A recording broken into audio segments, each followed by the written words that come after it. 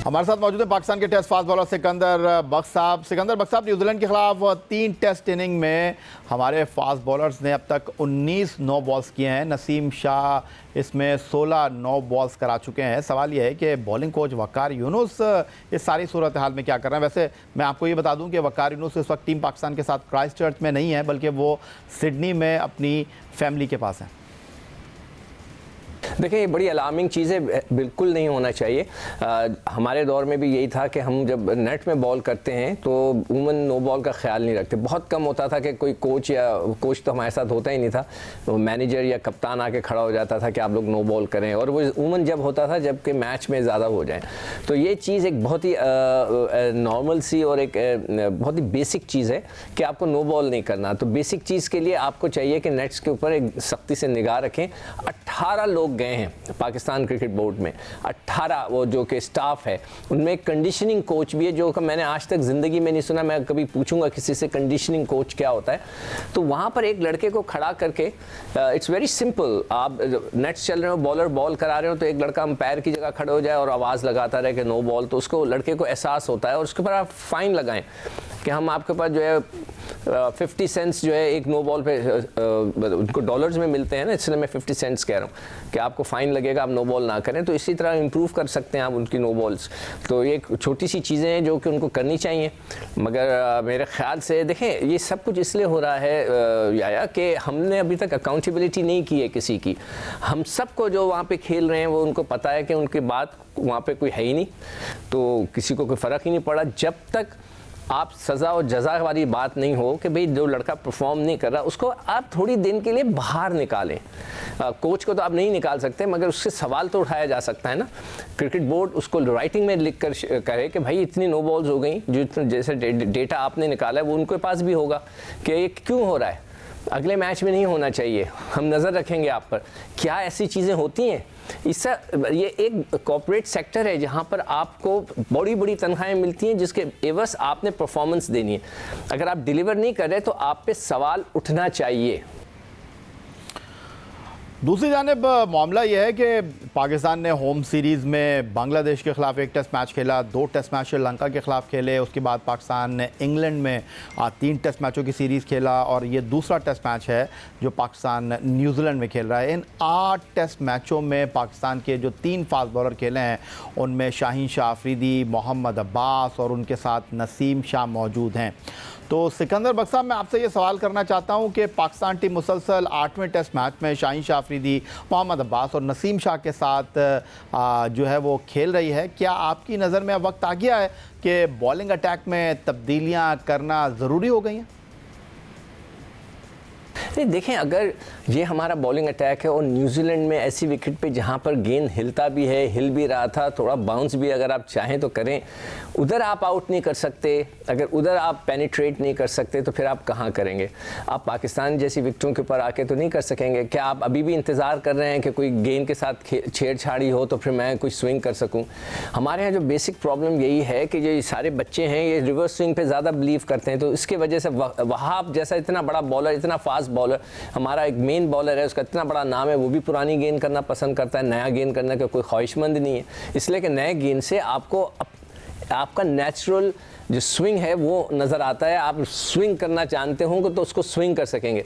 Reverse swing का मतलब है कि आपने गेंद बन गया है, अब आप जो चाहे कर दें, हम अपने खानसामे को भी दे देंगे ना तो वो भी आपको रिवर्स स्विंग करके दे देगा, इसलिए कि वो गेंद बन चुका होता है। उसमें फिर आपकी कोई स्किल्स जो हैं इतने काम नहीं आते।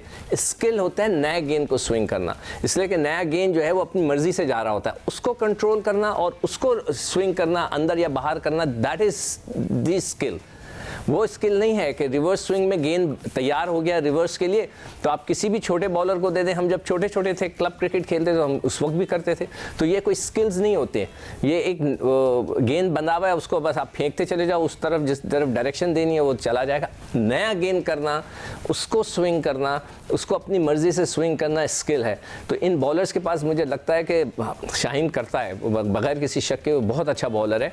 अब्बास अपनी जगह पे गेंद करते हैं, मगर अब्बास के पास वो पेस खत्म हो गई है। उसको 2 गज तो बाहर खड़े होकर खेल रहे हैं लोग, तो उसका मतलब है कि उसके पास पेस ही नहीं है। उसकी लेंथ अच्छी है इसलिए वो ऊपर जाके खड़े होके, उसके पास स्पीड नहीं है जिसकी वजह से उनको शॉर्ट ऑफ लेंथ बॉल नहीं कर सकता कि कोई गोली की तरफ बाउंसर करे तो वो लड़का पीछे जाए, वो हो ही नहीं रहा।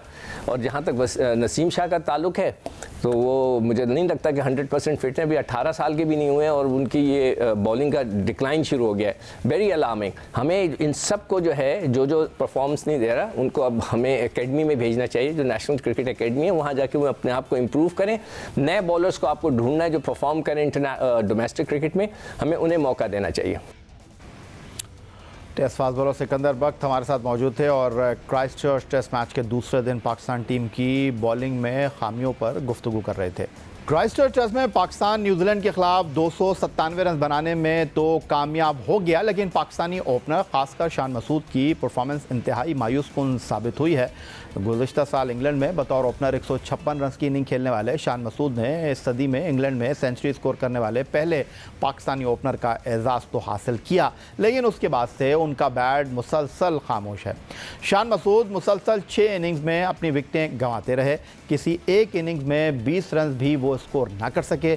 पाकिस्तान टेस्ट टीम की गुज़िश्ता 8 इनिंग्स में एक पाकिस्तानी ओपनर 3 ओवर्स के दौरान ही पवेलियन लौट गया और उनमें शान मसूद 4 मरतबा 3 ओवर्स के मुकम्मल होने से कबल पवेलियन लौटे। न्यूजीलैंड के खिलाफ शान मसूद मांगानोई टेस्ट की दूसरी इनिंग में 0 पर आउट हुए और इस मरतबा भी वो बगैर कोई रन बनाए पवेलियन लौटे। सोने पर सुहागा क्लियर LBW और साथी खिलाड़ी आबिद अली के कहने के बावजूद शान मसूद ने पाकिस्तान का एक रिव्यू भी ज़ाहिर कर दिया। गैर मुल्की सरजमीन पर हारिस सोहेल एक मरतबा फिर नाकाम साबित हुए। हारिस सोहेल अपने करियर के दौरान या तो फिटनेस मसाइल का शिकार रहे हैं या उनकी एशिया से बाहर औसत दर्जे की कारकर्दगी रही है।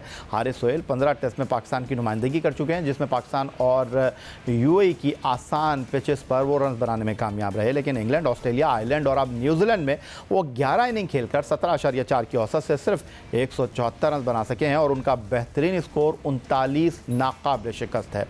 क्राइस्टचर्च टेस्ट की पहली इनिंग में वो काइल जेमिसन की गेंद पर फैसला ही ना कर सके कि उन्हें गेंद छोड़नी है या खेलनी है। एक जानिब पाकिस्तानी टॉप ऑर्डर की नाकामी काबिल तशवीश रही, लेकिन दूसरी जानिब साबिक कप्तान अजहर अली ने फॉर्म हासिल कर ली और कप्तान मोहम्मद रिजवान ने भी अपनी बैटिंग सलाहियतों के सिलसिले को जारी रखा। अजहर अली और मोहम्मद रिजवान के दरमियान इनिंग्स की सबसे बड़ी 88 रन की मोहतात शराकत रही। अजहर अली 93 रन बनाकर नर्वस 90s का शिकार हुए। अपनी इनिंग्स के दौरान उन्होंने 173 गेंदों का सामना किया और 50.04 के स्ट्राइक रेट से बैटिंग करते हुए 12 चौके लगाए। दूसरी जानिब कप्तान मोहम्मद रिजवान ने टेस्ट क्रिकेट में अपनी मुसलसल 5वीं निस्फ सेंचुरी बनाई। मोहम्मद रिजवान ने 61 रन 71 गेंदों पर 11 चौकों की मदद से 85.92 के स्ट्राइक रेट से बनाए। फ़हीम अशरफ को आते ही ज़िंदगी मिली जब रॉस टेलर ने स्लिप में उनका कैच गिरा दिया, लेकिन फिर उन्होंने 48 रन की एक अच्छी इनिंग खेली और डेब्यू करने वाले जफ़र गौर अगरचे बॉलिंग में कारकर्दगी ना दिखा सके, लेकिन वो भी 34 रन बनाकर पवेलियन लौटे। इस तरह पाकिस्तान की पूरी टीम 297 रन बनाने में कामयाब रही।